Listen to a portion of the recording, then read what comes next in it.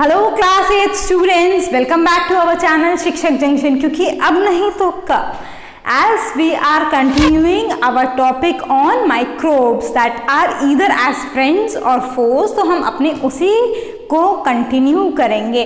उससे पहले एक इम्पॉर्टेंट नोटिस आप सभी के लिए, if at all you have doubts in any of the things whatever we have explained you are free to ask us in the comment section. Shikshak junction channel इसीलिए है ताकि आपके जो डाउट्स हैं वो हम क्लियर कर सकें। ठीक है, मैटर पढ़ाना जितना इम्पोर्टेंट है उतना ही इम्पोर्टेंट है आपके डाउट्स को क्लियर करना। So we are here to clear all your doubts. Don't ever hesitate to ask anything you want. ठीक है, इधर it is regarding the topic और it is regarding some other topics, we are there to help you out with that. ठीक है, समझ में आ गया? कहीं पर भी टेंशन लेने की ज़रूरत नहीं है। अगर हो रही है कि हमारे डाउट्स कैसे क्लियर होंगे, हम हैं आपके लिए जो आपके डाउट्स को पूरी तरह से क्लियर करेंगे। ठीक है, अगर आपको नोट्स भी चाहिए जो भी आपको पढ़ाया जा रहा है तो you can say in the comment section so that we can provide you.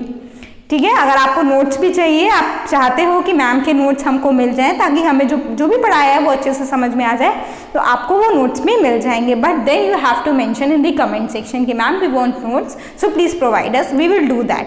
ठीक है, चलो अब कंटिन्यू करेंगे। कल हमने क्या देखा था?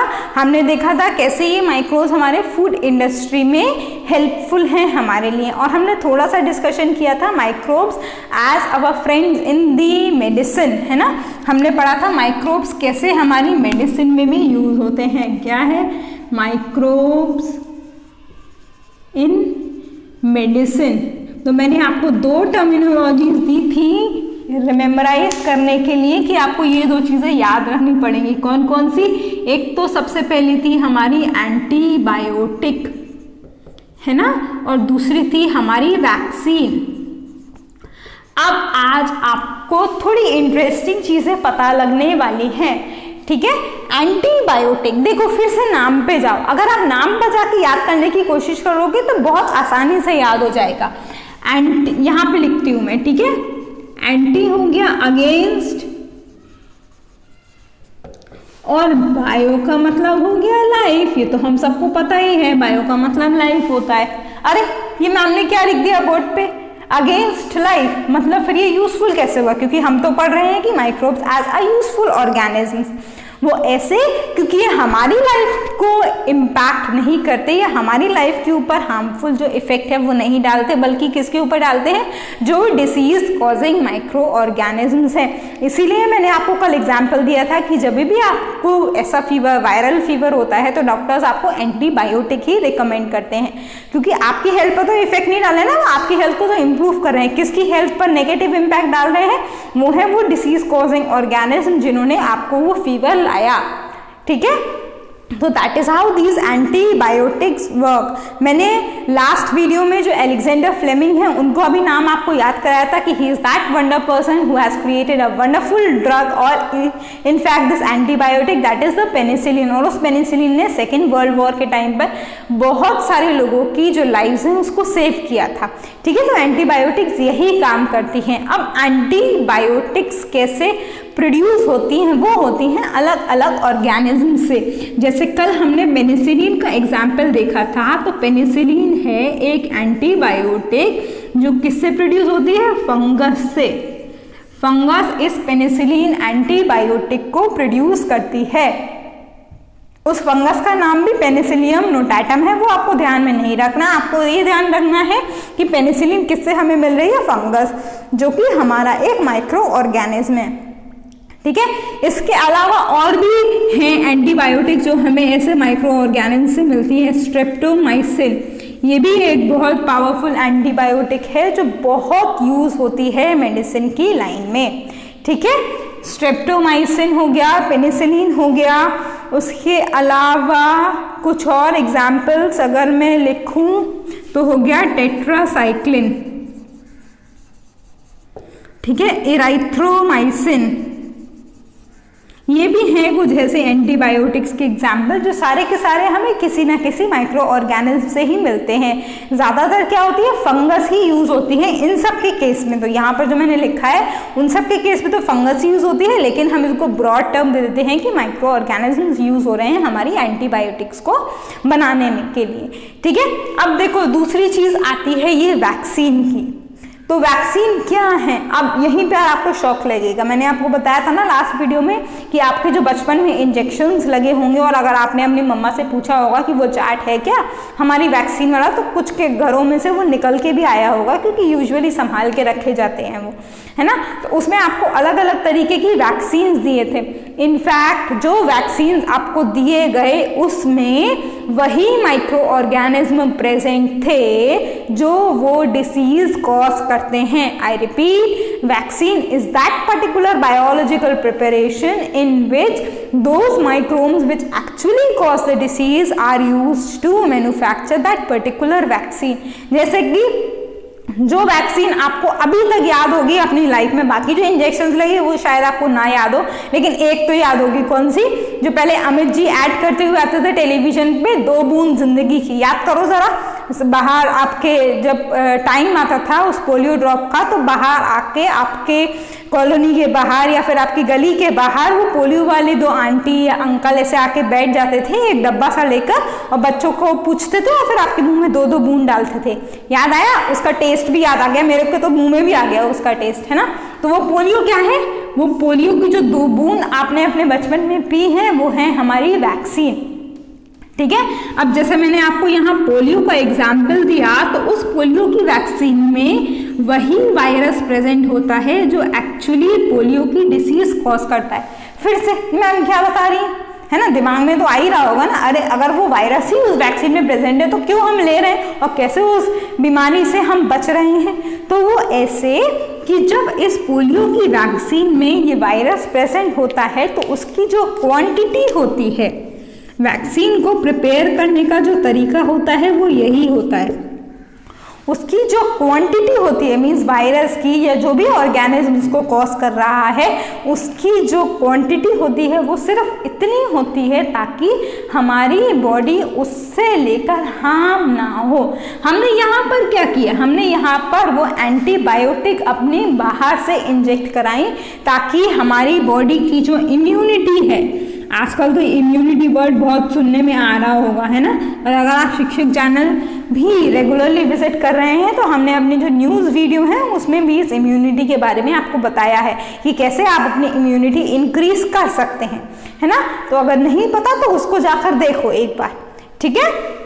तो इस इम्यूनिटी को वो इन्हेंस करते हैं क्या, ये वायरस जिसकी क्वांटिटी डिपेंड करती है। मैंने बताया आपको कि क्वांटिटी हम इस वायरस की या उस माइक्रो ऑर्गेनिज्म की इतनी रखते हैं कि हमारी बॉडी को उसके एडवर्स इफेक्ट ना हो, मतलब वो डिसीज ना कर पाए, लेकिन हमारी बॉडी के अंदर जाके वो क्वांटिटी एंटीबॉडीज बनाने लगती है।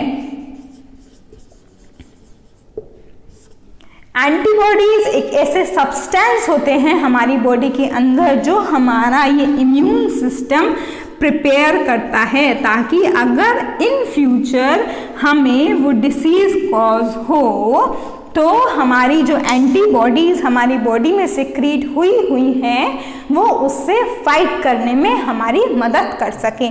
तो इस तरह से वैक्सीन ये काम करती है।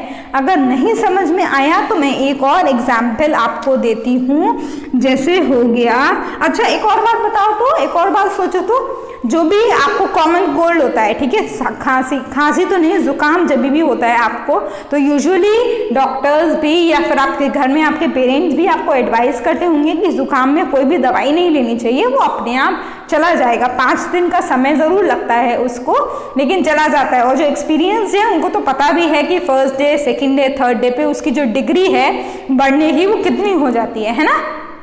तो ऐसा भी क्यों होता है, ऐसा भी इसीलिए होता है क्योंकि वो माइक्रो ऑर्गेनिज्म की जो कैपेबिलिटी है उस पर डिपेंड करता है।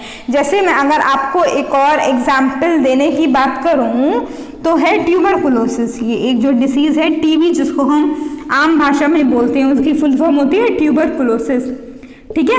तो जो टीबी की भी वैक्सीन आपको अपने बचपन में दी गई होगी या फिर एट दैट पर्टिकुलर एज दी गई होगी, उसमें भी ये जो बैक्टीरिया है इस डिसीज़ को कॉज करने का, उसमें वो प्रेजेंट होता है वैक्सीन में।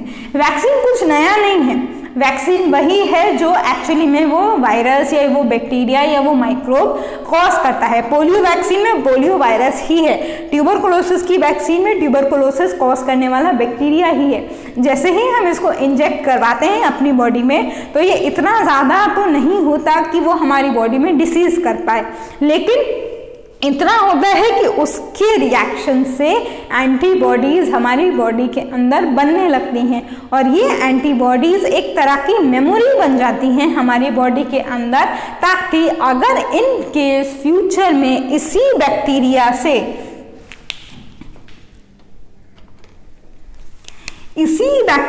से हमारी बॉडी में आगे जाकर अगर इन्फेक्शन हो तो इसने जो ये एंटीबॉडीज बनाई हैं वो उस पर काम कर सकें और बैक्टीरिया का खात्मा कर सकें, बैक्टीरिया को हमारी बॉडी के अंदर से फिनिश कर सकें।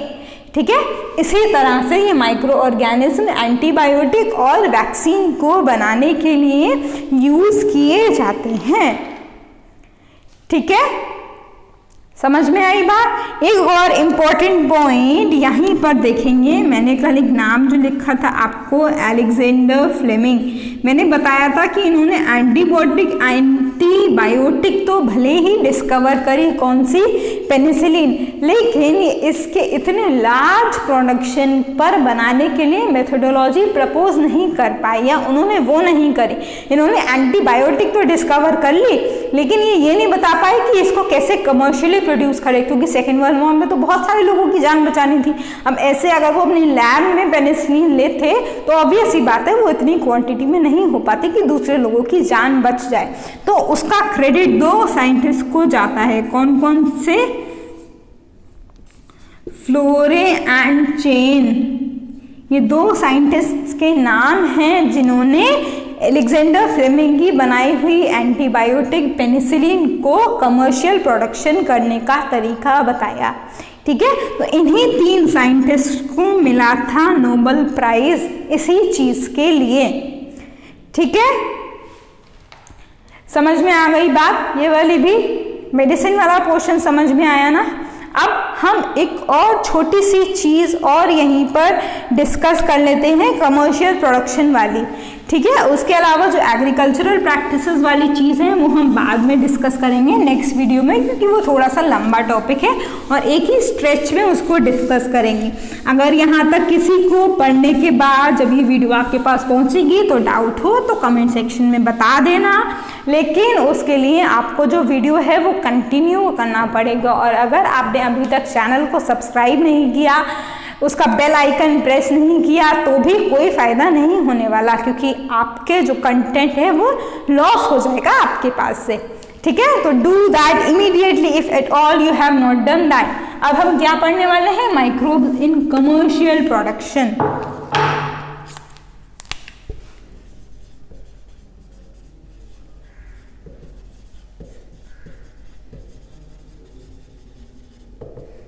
कमर्शियल प्रोडक्शन की थोड़ी सी बातें तो हमने कल कर ली थी, जैसे विनेगर हो गया, एसिटिक एसिड हो गया, ये सब एसिड जब कमर्शियल लेवल पर प्रोड्यूस किए जाते हैं तो वो हमने कल डिस्कस कर लिया था थोड़ा सा। फूड इंडस्ट्री मतलब कल मतलब लास्ट वीडियो में आपने देख लिया था, है ना।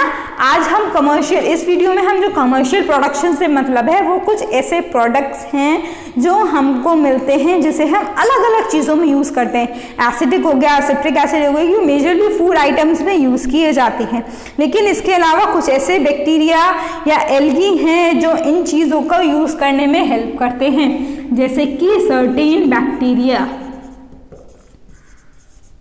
ये बैक्टीरिया किसके लिए, कुछ बैक्टीरिया ऐसे होते हैं जो लिनन की प्रोडक्शन में यूज़ किए जाते हैं। लिनन जो हमारा क्लॉथ होता है उसकी प्रोडक्शन में कुछ ऐसे बैक्टीरिया हैं जिनको हम यूज़ करते हैं और अपना जो क्लॉथ वाला मटेरियल है उसको मैन्युफैक्चर करते हैं।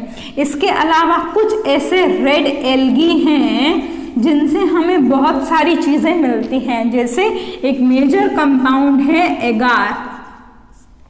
जब आप अपनी हायर स्टैंडर्ड्स में जाओगे और माइक्रो माइक्रोबायोलॉजी को और ज़्यादा डिटेल में स्टडी करोगे तब आपको ये देखने को मिलेगा कि ये जो एगार है ये एक ऐसा इम्पॉर्टेंट कंपोनेंट है माइक्रोबायोलॉजी लैब में जिसको हम बैक्टीरिया को ग्रो कराने के लिए अपने लैब में यूज़ करते हैं। क्या होता है हमारी लैब से हम इन बैक्टीरिया को ऐसी कल्चर प्लेट्स होती हैं, ठीक है, जैसे हमारी खाने वाली जो कटोरियाँ होती हैं ना फैली हुई वाली जिसमें आप चाट खाते हो स्पेशली, उस टाइप के कुछ प्लेट्स होती हैं जिसमें हम बैक्टीरिया को कल्चर करा सकते हैं, मतलब हम आर्टिफिशियली बैक्टीरिया को ग्रो करा सकते हैं। वो कैसे, वो आप अपने जब हायर स्टैंडर्ड्स में जाओगे तब देखोगे।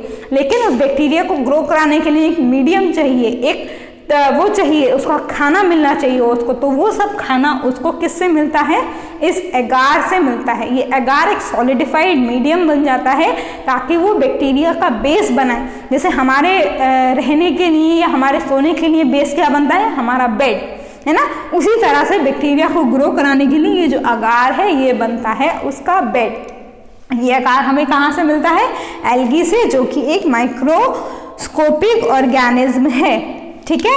इसके अलावा हमारे जो बैक्टीरिया हैं, इसी रेड एल्गी से हमें कुछ ऐसे प्रोडक्ट्स भी मिलते हैं जो कॉस्मेटिक इंडस्ट्री में है ना, ल्यूब्रिकेशन में, ऑइंटमेंट्स को बनाने में, इन सब में उनका यूज़ होता है। तो ये भी हो गया इसी माइक्रो ऑर्गेनिज्म का यूज़ किसके लिए, कमर्शियल प्रोडक्शन के लिए। इसके अलावा अगर और कमर्शियल प्रोडक्शन की बात करें तो कुछ ऐसे बैक्टीरिया होते हैं जो कमर्शियली यूज़ किए जाते हैं किसके लिए, पेट्रोलियम के जो प्रोडक्ट्स हैं उसको डिग्रेड करने के लिए। जैसे मान लो पेट्रोल का कोई भी जो टैंकर है वो वाटर बॉडीज के थ्रू जा रहा है, ठीक है, हमारी ओशियन से जा रहा है एक जगह से दूसरी जगह सप्लाई के लिए। लेकिन क्या हुआ, बाय एन एक्सीडेंट वो जो टैंकर है उससे स्पिल होने लगा, मतलब जो ऑयल भरा हुआ था उसके अंदर से वो लीक होने लगा। तो क्या होगा, अब आपको पता ही है जब पानी के ऊपर तेल आ जाता है तो वो डिग्रेड नहीं होता और साथ साथ पानी की जो ऑक्सीजन की अवेलेबिलिटी है उसको भी कम करेगा। तो उससे क्या होगा, हमारी जो ओशियन में रहने वाले ऑर्गेनिज्म है उस पर इफेक्ट पड़ेगा। तो क्या होगा, हम ऐसे बैक्टीरिया को यूज करके इस पेट्रोलियम प्रोडक्ट को, जो हमारा तेल हमारी वाटर बॉडीज के सरफेस पे गिरा, उसको हम डिग्रेड कर सकते हैं ताकि जो पोल्यूशन है वो कम हो सके और हमारी जो एक्वेटिक लाइफ है उसको हम अच्छे से सरवाइव करवा सकें, ठीक है। तो ऐसे ही बहुत सारे यूजेस हैं बैक्टीरिया के अलग अलग फील्ड्स में। कुछ और जो यूजेस हैं एग्रीकल्चर में और हमारे एनवायरनमेंट में वो हम अपनी नेक्स्ट वीडियो में कंटिन्यू करेंगे।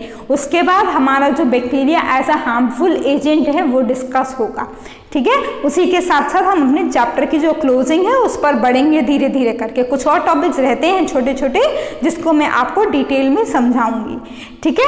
मैंने आपको पहले ही बता दिया, अगर आपको कंटेंट में कहीं पर भी प्रॉब्लम आए और आपको लगे कि हमको नोट्स चाहिए या हम नोट्स से अच्छे से पढ़ पाएंगे तो आप मेरे को वो कमेंट सेक्शन में बता देना, I will provide you with that note. हो सकता है इस टाइम पर आपके पास बुक्स की अवेलेबिलिटी ना हो जिससे आपको पढ़ने में थोड़ी हेजिटेशन हो रही हो कि किसको रेफर करें, तो you can tell me and I will also provide the question answers as we have done in our previous chapter, ठीक है। लास्ट चैप्टर में जैसे हमने अपनी एक्सरसाइजेस डिस्कस की थी वैसे ही इस चैप्टर के लिए भी हम सेम क्राइटेरिया फॉलो करेंगे, ठीक है।